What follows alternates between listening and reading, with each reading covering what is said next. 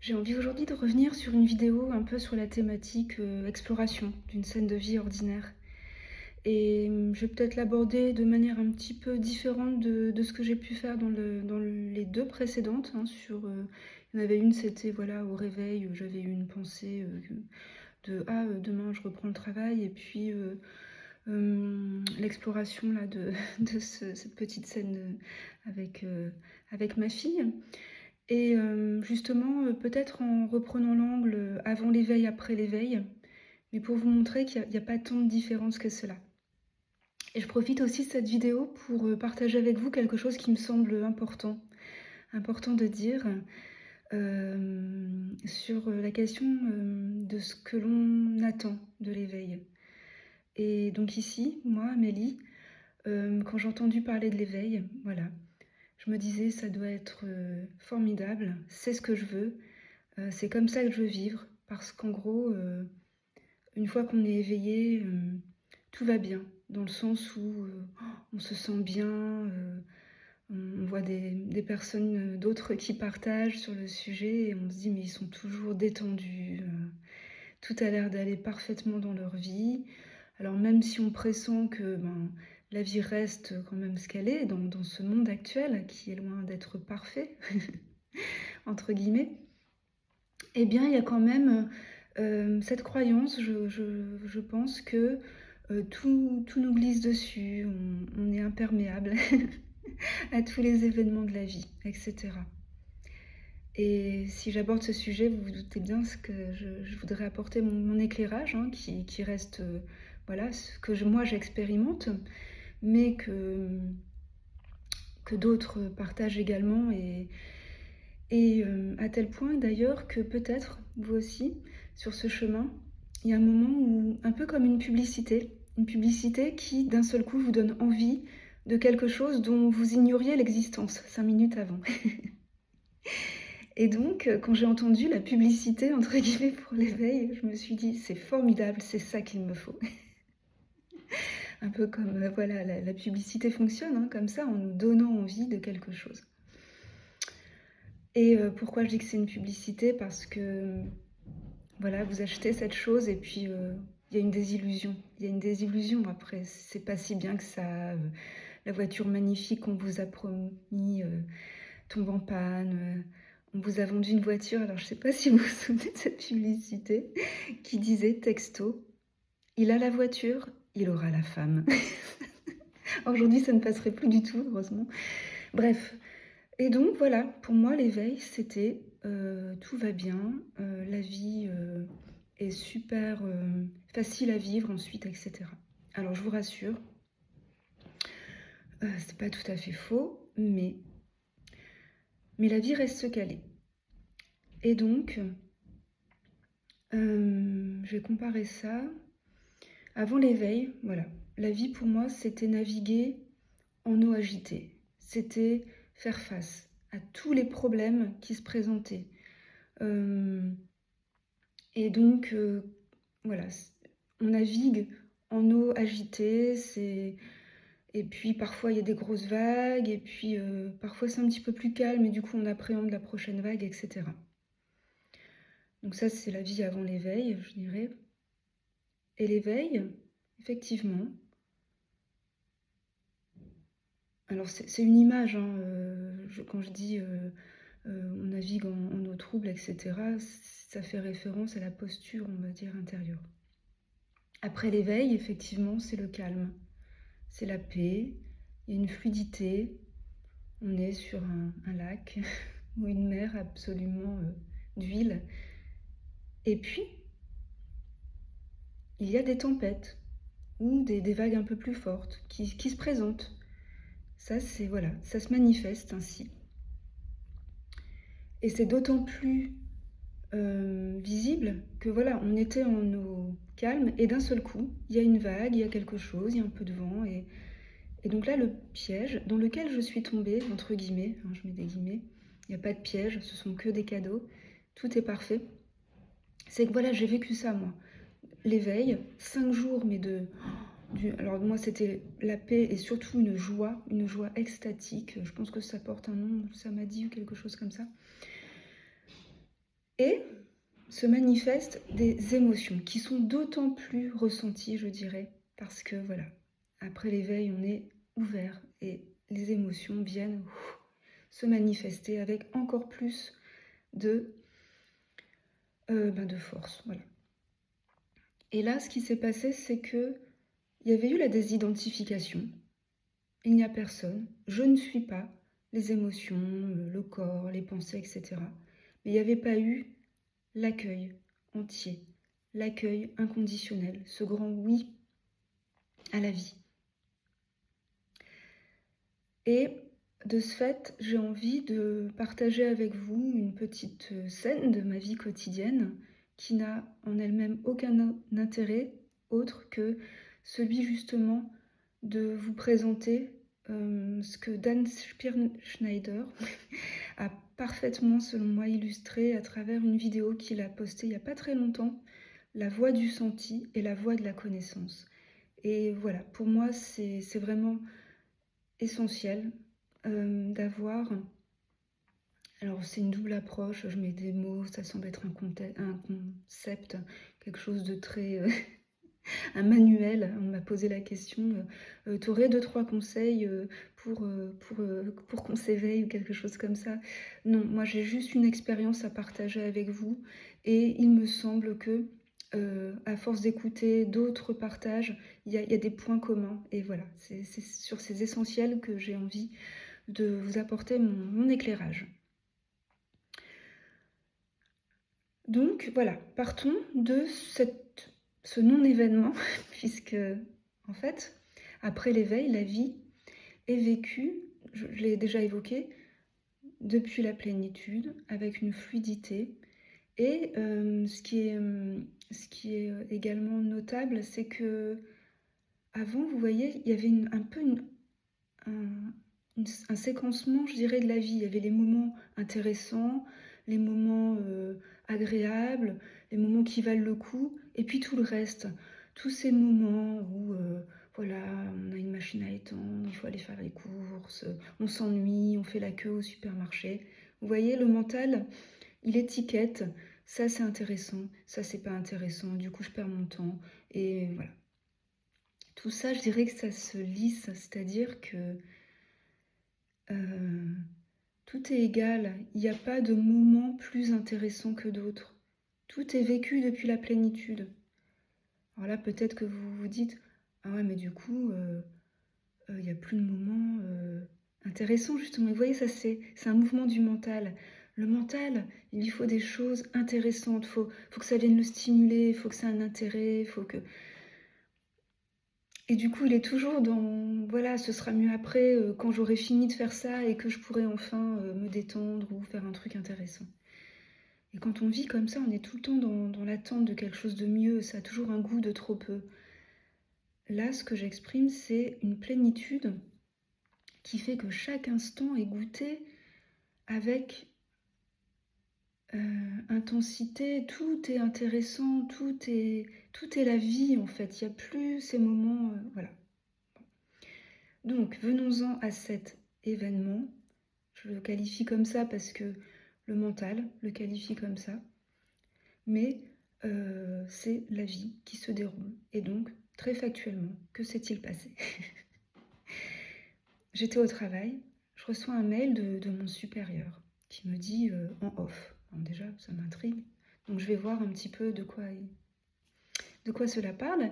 Et je vois qu'il fait des pieds et des mains pour que je puisse assister à une formation où lui sera le formateur, mais je viens de prendre un nouveau poste. C'est moi qui, à l'avenir, va devoir donner cette formation.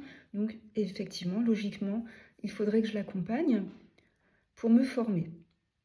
Et je vois que c'est compliqué, l'organisme de formation ne veut pas payer 2 fois des frais de déplacement et que mon chef est en train de négocier avec cette école pour, en renonçant lui-même à être payé en tant que formateur, pour dégager les crédits qui permettront de prendre en charge mon déplacement. Et ce déplacement, il intervient pile la semaine où nous donnons je fais partie d'une troupe de théâtre, on a une représentation. Une représentation le vendredi soir et le samedi soir, et donc des répétitions cette semaine-là. Et en plus, moi j'avais compris que finalement, il n'était pas nécessaire que j'aille à cette formation. On en avait discuté, comme la question du financement était déjà problématique. Mon chef m'avait dit, enfin je lui avais dit, bon écoute, parce que déjà je savais que ça tombait mal au niveau du timing avec le théâtre. Et donc on était arrivé à la conclusion, bon bah tant pis, on se prendra un temps, une demi-journée ou plus si nécessaire, et puis il me fera la formation lui-même pour me dire, là tu vois c'est important. Bref. Vous voyez déjà, donc je lis ce mail et là, il y a un truc qui monte. Je ne cherche même pas à le qualifier, vous voyez, c'est le corps qui parle.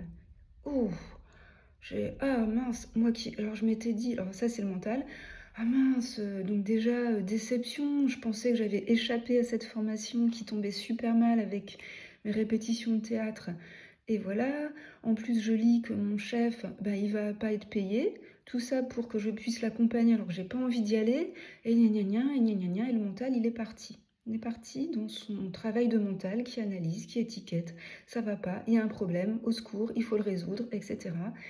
Et donc, le corps se contracte. Et vous voyez là, la plénitude, eh ben, elle est complètement masquée. Toute l'attention est focalisée sur ce que raconte le mental. Blablabla, bla, bla, bla, bla, ça va pas, il y a un problème. Mais pourquoi ça tombe toujours sur moi? Pourquoi cette formation? Et pourquoi mon chef, il a insisté? On avait dit que c'était... Voilà. Ça, vous connaissez, hein. On est d'accord? Et vous vous dites, ah ouais, mais donc, donc elle n'est pas éveillée, là, Amélie. Elle est dans l'ego, elle est dans l'ego. Oui, là, je suis dans l'ego. Là, enfin, pas là, hein. Quand le mental est cru, c'est-à-dire que toute l'attention, on est focalisé sur ce mental qui trouve plein de problèmes et qui ne sait pas comment les résoudre et qui est victime. Et que machin. Ça, c'est un processus égotique. Alors, comment j'ai abordé les choses? Donc, ça vous connaissez. Avant l'éveil, voilà, comment ça aurait fonctionné? Eh ben, ça aurait continué. Blablabla, bla. Du coup, je serais allée prendre mon train. Donc, le soir, je rentre avec mon mari dans le train et je lui en aurais parlé. Parce que vous voyez, je sais pas, mais on a l'impression qu'on se décharge un petit peu sur l'autre. Voilà, on lui raconte tous nos problèmes et on se dit, ah ben voilà, il va faire preuve d'empathie. Et puis, bon. Pour moi, raconter ses problèmes, j'ai l'impression qu'on maintient le fait qu'il y a un problème, vous voyez? Bon, bref.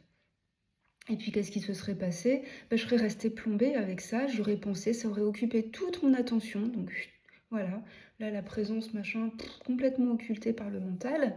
Et puis, ben voilà, il faut quand même préparer le repas, Et ça se trouve, il y en aurait un de mes ados qui aurait fait un truc qui m'aurait contrarié la fou.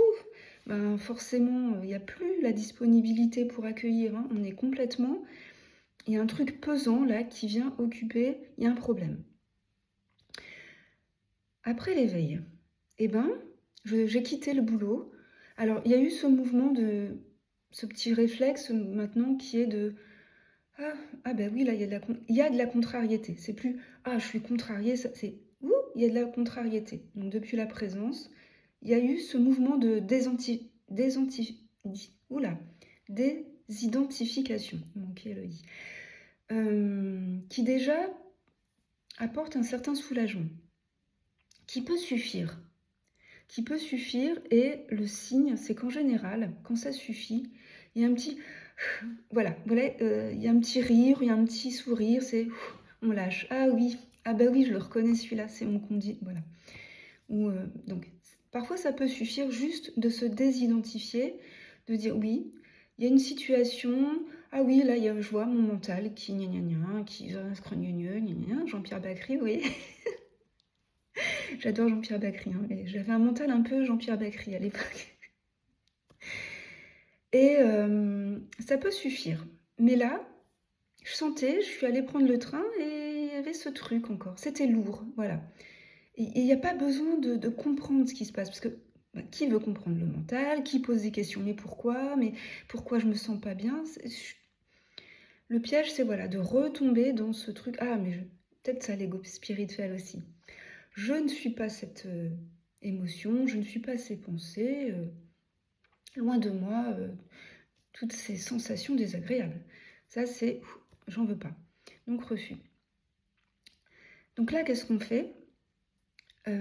Si la désidentification n'est pas suffisante, le fait d'avoir eh bien, on accueille et j'ai l'impression de me répéter, hein, mais j'ai pas d'autres moyens à vous proposer. Et qu'est-ce que ça veut dire accueillir? Eh ben, voilà, qu'est-ce que j'ai fait? Qu'est-ce qu'Amélie a fait? Alors il y a eu tentative, mon mari était là et je lui dis: «Bon, ça va mon chéri, tu as passé une bonne journée?» «Oui». Je fais: «Ouais, bah, moi, je suis un peu contrariée parce que là, voilà, oui, je suis un peu» et hop, j'ai senti que ça allait vers, ah blablabla et puis tu vois, gna gna gna gna gna. Oups! Et j'ai arrêté tout de suite. Je lui dis: «Non, mais bon, voilà, j'ai un petit souci» et puis tout de suite, je me suis dit: «Non, on va pas aller par là». Donc dans le train, voilà, je me suis installée et là, accueillir, c'est qu'est-ce que je ressens? Mais pas, qu'est-ce que je ressens mentalement? C'est aller voir. Donc là, vous vous placez, bah, c'est la posture de la présence. Je suis présent à ce qui émerge en moi, une sensation corporelle. Il y a quelque chose là qui est lourd. Alors où est-ce que c'est? Où est-ce que c'est? Alors voilà, c'est ici. Donc ça, ce travail-là, qui n'est pas un travail justement, c'est la non-action la plus, totale, hein. Vous ne faites rien d'autre que de ressentir et de voir et voilà, ça bouge, c'est ici, c'est lourd, tiens, c'est à la fois là, gna gna gna. C'est juste poser les yeux de l'attention, voilà, dans cet espace. À ce moment-là, vous devenez un espace totalement ouvert à ce qui se vit. Et c'est tout. Et vous restez avec ça, alors aussi longtemps que nécessaire. Après, on n'a pas toujours le temps, hein, après la vie parce que ça demande quand même, alors vous n'êtes pas obligé d'être assis, machin, en méditation, mais on ne peut pas faire ça en même temps qu'on fait autre chose, hein. Ça demande une totale présence à ce qui est. Peut-être que je proposerai une petite, méditation, quelque chose comme ça mais pour moi, elles existent déjà, c'est pour ça j'ai l'impression de refaire ce que d'autres, font, hein, la photocopieuse effectivement. Hem et ben, voilà. Alors parfois, il faut le faire plusieurs fois, mais là, bon, voilà. Une émotion, c'est quelque chose qui a besoin de circuler, qui a besoin de s'exprimer, qui a besoin de mouvement, hein. Émotion, il y a mouvement. Et plus on bloque cela, en essayant de négocier avec son mental, en essayant de résoudre quelque chose, en essayant de comprendre pourquoi je ressens ça, comment se fait-il que on accueille, c'est ça être l'accueil. Et ben, considérez, oui, qu'il y a une petite part de mystère, de magie. La présence, la conscience que vous êtes, en accueillant, voilà, il y a quelque chose qui se passe, il y a pas besoin de mettre de mots. Parfois, il y a des compréhensions qui viennent. Ah oui, moi là, par exemple, mais c'est cette expérience-là, il y avait eu des identifications. Oui, ça c'est mon mental qui crée un problème. Il y a peut-être pas de problème. Il y avait la culpabilité qui pointait son nez. Le fait que mon chef renonce à être payé à cause de moi. Vous voyez, il y avait un truc comme ça qui venait remuer des programmes, des choses. Et en fait, c'est ça, hein, quand une situation vient réactiver un programme égotique, voilà, ça se met en route tout seul, ça se manifeste tout seul. Et il y a cette tendance naturelle de fonctionnement, habituelle, de, de croire à tout ce que l'ego, tout ce que le mental là, vient trouver comme problème et hop, à se victimiser. Pourquoi ça arrive comme ça? Pourquoi? Et ça, j'ai envie de dire, éveil ou pas éveil, ça fonctionne de la même façon. L'éveil, c'est juste ce discernement. Le fait que comme c'est calme, on est entièrement présent, disponible à la vie. Hop, dès qu'il y a un truc qui se manifeste et qui vient un peu voilà, le bateau, il était, tout et tout d'un seul coup, il y a il y a cette manifestation d'une émotion, d'un truc là qui vient comme perturber la paix. Et je dirais qu'avant l'éveil, on vit essentiellement dans ce fonctionnement habituel, égotique, voilà. C'est un changement d'habitude, en fait. Et le voir, donc ça permet ce discernement. Ah, ben non, là je me suis crue victime de ça. Ben non, je ne suis pas ça. Et le deuxième mouvement, je dirais, qui est essentiel, qui est indispensable, c'est cet accueil qui passe. Parfois, c'est nécessaire d'avoir ce petit temps de digestion, je dirais. Alors vous allez me dire, ah mais oui, mais nous qui ne sommes pas éveillés, qui vivons un peu comme Amélie, oui, je me reconnais là, je suis tout le temps, je vais passer mon temps à devoir accueillir. Alors, j'ai envie de dire oui et non. En fait, ce qui est magique là-dedans, c'est que euh, quand on a accueilli comme ça une émotion, un programme, enfin voilà, ce qui se manifeste, eh ben, on ne sait pas ce qui tombe. Il y a d'autres, des couches, voilà, qui s'enlèvent et qui n'auront plus besoin d'être enlevées. Alors des fois, il en reste un petit peu, il reste une pellicule. Et de ce fait, la deuxième fois que ce sera réactivé, ben, le travail, c'est pas un travail, hein, vous comprenez, ce mouvement d'accueil, il sera beaucoup plus rapide. Ou peut-être il y aura juste besoin de reconnaître et pouf, ça va tomber. Il y aura, ah oui, c'est ça, hop, et on passe à autre chose. Enfin, façon de parler. Un deuxième exemple, parce que, voilà, avec les enfants. Amélie, enfin moi, je déteste être en colère. Et je dirais qu'avant d'avoir des enfants, je ne me mettais quasiment jamais en colère, tellement cette sensation m'était désagréable et donc j'évitais le conflit, vous voyez. Et puis il y a cette tendance aussi, un mécanisme d'autodéfense qui chez moi est quasiment nul, voire négatif. C'est-à-dire que mon conditionnement, la façon dont j'ai été éduquée fait que je retourne finalement l'agressivité contre moi-même. Mais avec les enfants, j'observais. Parfois je me disais mais quel est ce dragon qui sommeille en moi et qui d'un seul coup des bouffées de colère. Et la colère, elle est désagréable parce que on dit mais ça me met hors de moi, c'est incontrôlable. Une fois que la colère se manifeste, vous êtes complètement démuni, hein, c'est trop tard. Le temps que vous vous rendez compte que vous êtes en train de crier, vous dites mais c'est trop tard, je ne l'ai même pas senti venir. Eh bien, quand j'ai une idée de vidéo, elle se prépare toute seule dans ma tête. Et quand j'ai préparé cette vidéo, je repensais à cette scène où voilà, on était à table, tous les 6, parce que ma belle-mère était présente, c'était un samedi midi. Et voilà, ma fille évoque le fait qu'elle veuille... il y a 3 anniversaires, 3 soirées, des grosses soirées, 18 ans. Ses copines fêtent leurs anniversaires et c'est 3 week-ends de suite. Elle nous annonce qu'elle a l'intention d'aller à ces 3 anniversaires. Donc voilà, on lui explique qu'une soirée ça va, 3 soirées, bonjour les dégâts. Bref, je vous passe les détails. Et du coup, les 2 autres qui mettent leur grain de sel, qui donnent leur avis, et gna gna gna. Et puis voilà, un tas de reproches. Et de toute façon, vous êtes comme ci, vous êtes comme ça. Des ados classiques, hein. On est les pires parents du monde et machin. Et là, je sens, et du coup, quand j'ai préparé cette vidéo, l'expression qui m'est venue, c'est « je sens la mayonnaise qui me monte au nez ». Je me suis dit, mais non, Nelly, c'est pas la mayonnaise, c'est la moutarde. Mais en fait, si, c'est très bien, c'est parfait. Donc, en l'occurrence, j'ai senti la mayonnaise monter au nez.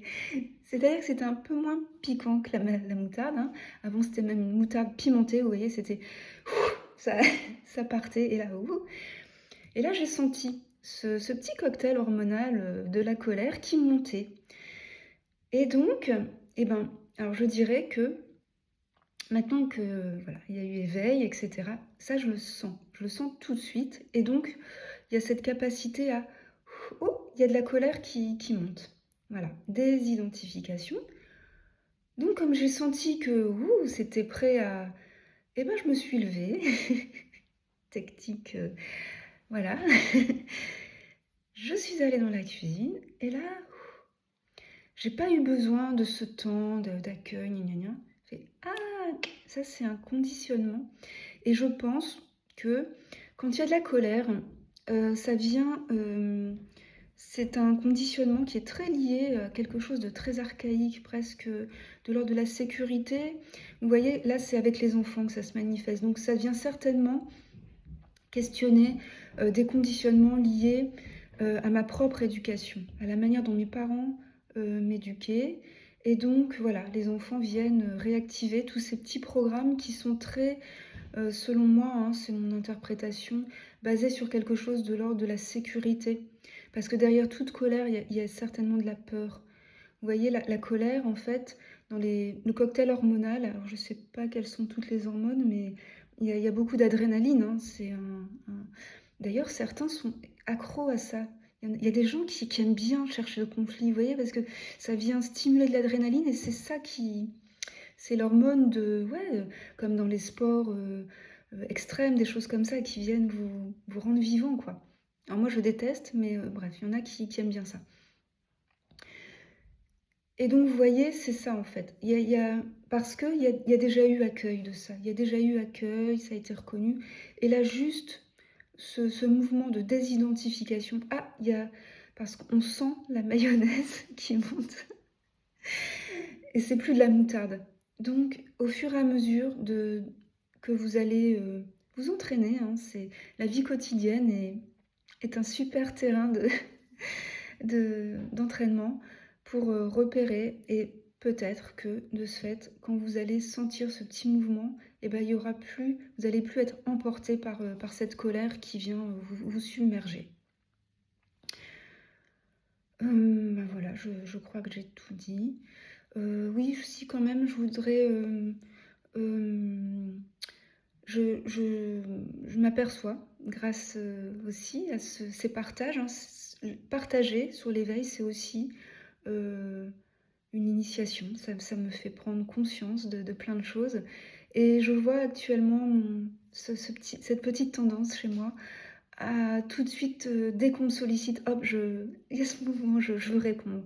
Alors quand ça part d'un élan, spontané comme ça, je le fais, voilà, je partage des vidéos, ça me demande aucun effort, c'est du pur, bonheur et puis, il y a tous ces commentaires et cetera qui j'en ai déjà parlé et je ressens l'élan de vouloir aider, de dire: «Ah oui, là, on m'interroge» et j'ai envie et puis mais parfois c'est et voilà et je manque de temps, je manque de disponibilité. Parfois je me dis aussi: «Ah oui, mais là je réponds comme ça et en fait ça aurait nécessité un long développement et je peux pas». Donc je pense que je ne vais plus pouvoir répondre autant, à tous ces commentaires et bon, voilà, ça m'appartient. J'ai je vais aussi accueillir ce petit mouvement de culpabilité que je peux ressentir et mais du coup, c'est très bien parce que je me dis peut-être que j'aurais envie de partager autrement, peut-être plus justement dans l'échange, alors pas dès 700, mais je suis en train de réfléchir à tout ça et quand j'aurai, parce que bon voilà, il faut que je trouve le temps et cetera, mais j'aurai peut-être des petites propositions à faire à toutes celles et ceux qui voudront, me rejoindre dans cette aventure. Je vous en parlerai certainement, prochainement dans une autre vidéo.